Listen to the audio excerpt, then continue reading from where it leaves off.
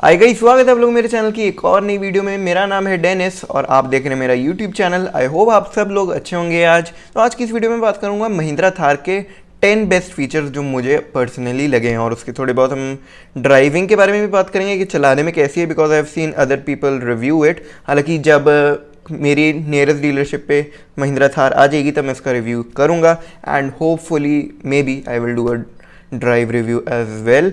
सो guys, इससे पहले इस वीडियो को मैं आगे बढ़ाऊँ और आपको और डिटेल्स दूँ, make sure to hit the subscribe button, साथ ही साथ बेल आइकन को भी दबा देना ताकि हम मेरी ऐसी इंटरेस्टिंग वीडियोस पे सबसे पहले नोटिफिकेशन पा सकें।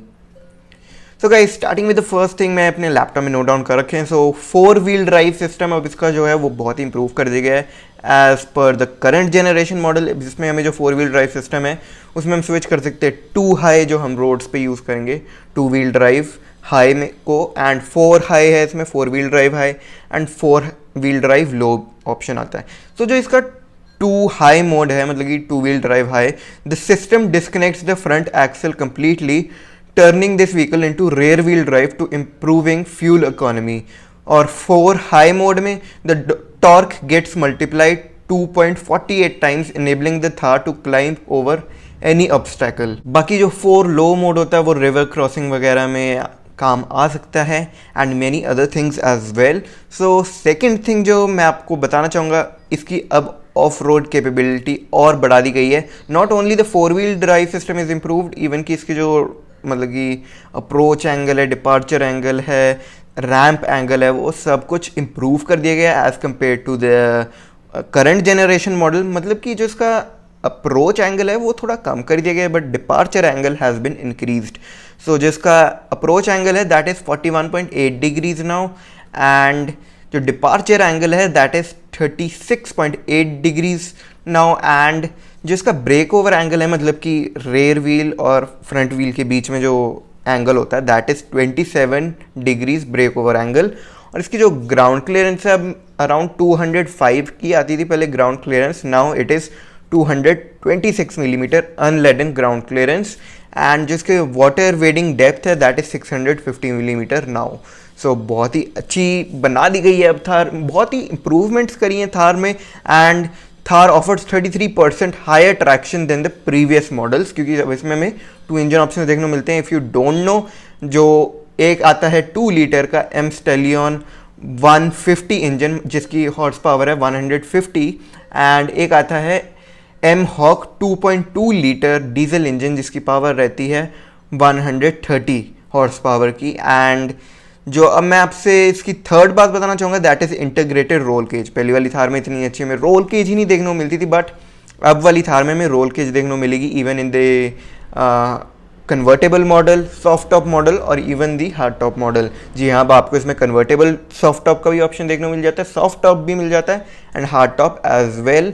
सो इसका जो रोल बार है वो रेयर पैसेंजर्स के लिए उसी में इंटीग्रेट कर रखी हैं 3 पॉइंट सीट बेल्ट्स, जो बहुत ही अच्छी बात है। And the fourth thing is the biggest engine option in its class, जो मैंने आपको बताया 2.2 लीटर का एम हॉक डीजल इंजन और 2 लीटर का M stallion petrol engine. So जो उसकी टॉर्क रहती है of the M stallion engine, जो पेट्रोल इंजन है, वो है 322 न्यूटन मीटर्स की, वेयर एज जो 2.2 लीटर वाला हमें डीजल देखने को मिलता है एम हॉक, उसकी रहती है सेम ही विच इज़ 320 न्यूटन मीटर्स। बस दोनों की हॉर्स पावर में थोड़ा बहुत डिफरेंस, हमें 20 HP का डिफरेंस देखने को मिल जाता है दोनों इंजन्स में हमें। And both engines are available with 2 transmission, manual भी and 6 speed torque converter as well. So 6 speed ही मैनुअल ट्रांसमिशन रहती है। सिक्स्थ चीज़ जो मुझे इसके बारे में अच्छी लगी that is roof mounted speakers, because the doors of the car are removable, the roof of the car is removable, मगर जो उसका एक बार सा बनाया हुआ बीच में that is which is not removable, तो उसमें हमें स्पीकर फिटेड देखने को मिल जाते हैं, which is a great thing. हालांकि I have seen other people review it, I can not, मैं आपको तो तभी बता पाऊंगा जब मैं इसको रियल लाइफ में देखूंगा, but they say the audio quality is not that very bad, but ज़्यादा अमेजिंग भी नहीं रहती है। So seventh thing is multiple seating configuration. Multiple seating configuration मतलब कि इसमें हमें 2 वेरिएंट्स देखने को मिलेंगे, AX which will be basically more of road focused, और एक होगा LX जो है लाइफस्टाइल फोकस, मतलब कि आप उसको सिटी में भी ड्राइव कर पाएंगे और उसमें काफ़ी हमें प्रीमियम फीचर्स देखने को मिलेंगे। सो जो बेस मॉडल है वो सिर्फ आपको साइड फेसिंग सीट्स के साथ ही मिलता है, मतलब कि टोटल 6 सीटर ऑप्शन के साथ। एंड जो LX वेरिएंट है उसमें हमें सिर्फ 4 सीटर ऑप्शन देखने को मिलता है, मतलब कि फ्रंट फेसिंग रेयर सीट्स के साथ। But the seats are also very improve now. Front में आपको बकेट सीट्स देखने को मिलती है एंड रेयर में भी आपको एडजस्टेबल हेडरेस्ट देखने को मिलते हैं, which is a very great thing. 8th number पे आता है एडवेंचर स्टैटिस्टिक डिस्प्ले।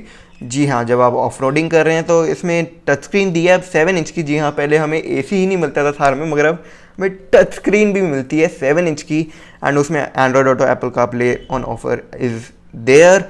एंड इसके जो एडवेंचर स्टैटिस्टिक डिस्प्ले है वहाँ पर एक मोड है एडवेंचर मोड, तो उसको आप क्लिक करेंगे तो आप ये देख पाएंगे आपकी कार का एंगल क्या है, मतलब कि क्या स्टेयरिंग एंगल है and all many of road related stuff. And even कि आप ऑन रोड स्टेटिस्टिक भी देख पाएंगे in that display only.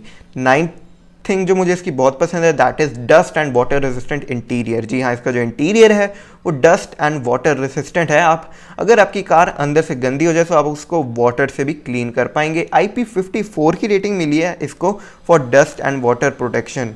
And अगर इसमें ड्रेनेज प्लग भी लगे हैं, अगर आप मतलब कि इसके फ्लोर को साफ़ करना चाहते हैं तो उसके ड्रेनेज प्लग भी लगे हैं, उससे पानी बाहर चला जाएगा। सो गाइस, वैसे जो 10th थिंग थी वो मैंने आपको 9th में ही बता दी है, जो इसके मतलब कि वॉशेबल फ्लोर है तो उसके में ड्रेनेज प्लग भी लगे हैं।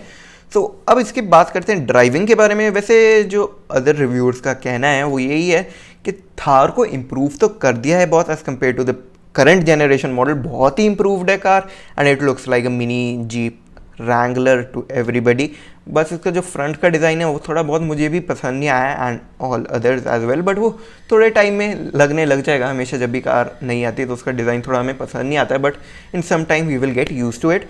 बट अगर ड्राइविंग के बारे में बात करें, सस्पेंशन अभी भी थोड़ी बाउंसी रहती है ओवर बाउंसी रोड्स एंड मतलब कि कार थोड़ी अभी भी हिलती है while driving at higher speeds.